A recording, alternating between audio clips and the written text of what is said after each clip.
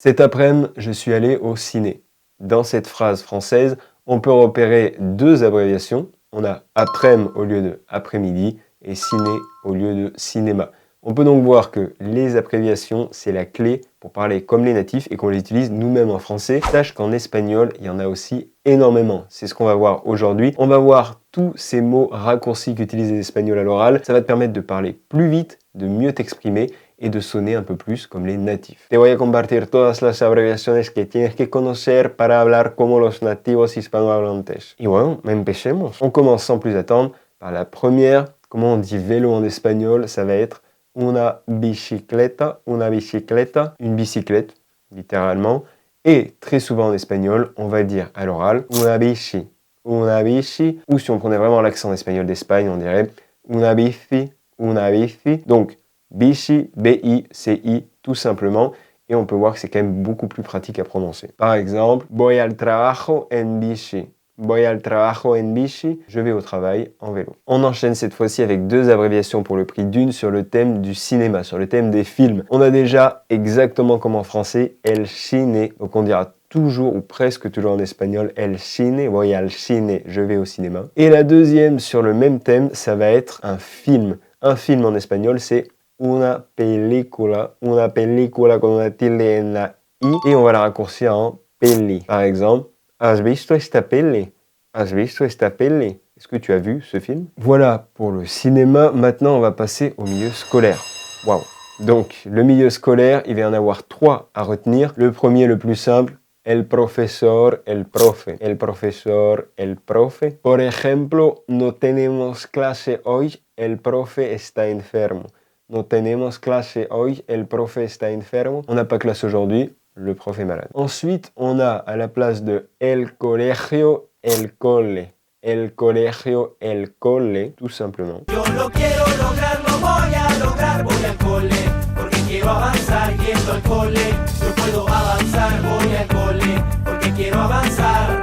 Et le petit dernier sur le thème de l'école, la universidad, la uni. La universidad, la uni. Au Costa Rica, quand j'étais des fois avec des amis hispanophones et qu'on discutait par message, ils me disaient parfois voy a la uni ou estoy en la uni, et j'avais du mal à comprendre. C'est vrai que UNI, faut quand même le deviner, mais uni, la uni, c'est bien la universidad. Continuamos con otra palabra que puedes acortar en español, es anniversaire en espagnol, ça va être un cumpleaños, un anniversaire, mais très souvent, ce que tu peux dire, c'est tout simplement cumple, el cumple. Par exemple, au lieu de dire feliz cumpleaños, tu peux dire feliz cumple, joyeux anniv, on pourrait dire en français. À présent, autre mot très utile que tu vas pouvoir raccourcir. Déjà, comment on dit le week-end en espagnol? Est-ce que tu le sais? Le week-end, ça va être el fin de semana, Et donc, pour raccourcir ça, tu vas pouvoir dire el fin de. C'est quand même assez pratique. On contracte tout. Donc, el fin de semana devient el fin de. Par exemple, tu peux demander à un pote, ¿Qué haces este fin de? ¿Qué haces este fin de? Tu fais quoi cette fin de semaine? T'as des plans?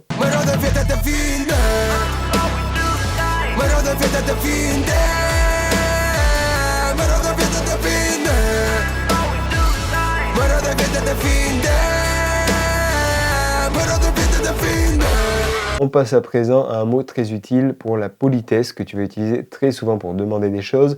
C'est tout simplement s'il te plaît qui se dit por favor en espagnol. Por favor va se transformer en porfa.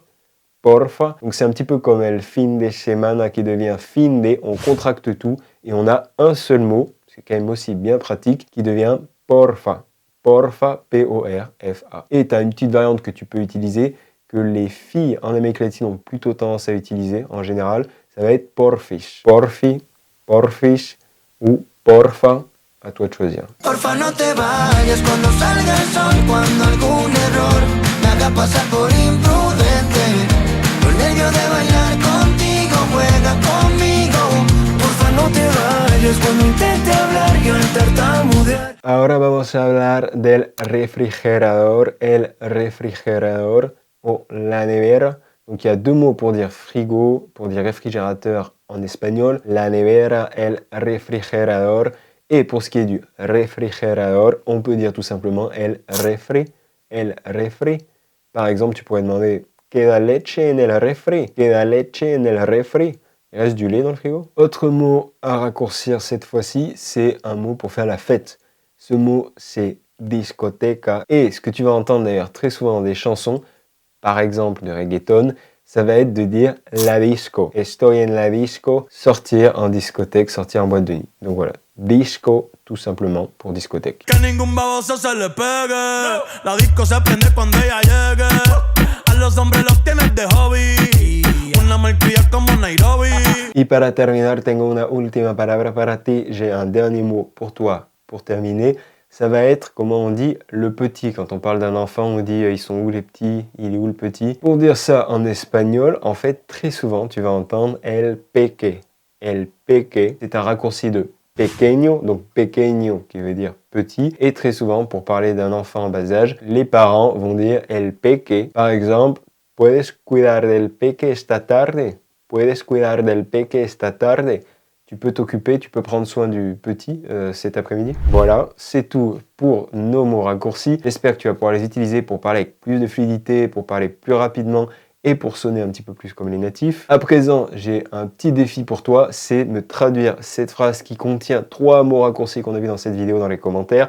La phrase est la suivante. Cette fin de semaine, je vais à l'université avec le petit. Cette fin de semaine, je vais à l'université avec le petit. À toi de me traduire ça en espagnol dans les commentaires et tu auras la correction en description de la vidéo juste en dessous. Y bueno, si quieres realmente aprender español, tengo un programa perfecto para ti. Si tu veux vraiment apprendre l'espagnol et surtout parler, te débloquer à l'oral, réussir à t'exprimer avec fluidité, ne plus chercher tes mots, si tu veux débloquer tout ça, je te conseille de jeter un œil au programme Sueño Latino. L'objectif est simple, c'est en étant débutant, faux débutant, pouvoir vraiment passer un cap et réussir à s'exprimer vraiment en espagnol. C'est un programme avec plus de 30 dialogues dans lesquels tu vas pouvoir apprendre la grammaire, la conjugaison, le vocabulaire et tout ça en contexte. Tous ces dialogues vont être accompagnés de vidéos bonus pour approfondir et de flashcards, de cartes de révision pour pouvoir bien mémoriser tout ça. À l'intérieur de cette formation aussi, il y a un module qui s'appelle Correspondant Express qui est très intéressant parce que l'objectif, ça va être de t'aider de A à Z à trouver un partenaire avec qui pratiquer, à trouver un correspondant de langue. C'est ce qui va te permettre aussi de t'améliorer énormément à l'oral, de te débloquer. Tu as aussi des défis, des fiches avec des idées de thèmes, de questions dont tu peux parler avec un natif pour pouvoir pratiquer. Si atteindre la fluidité en espagnol t'intéresse, je t'invite donc à suivre le lien dans la description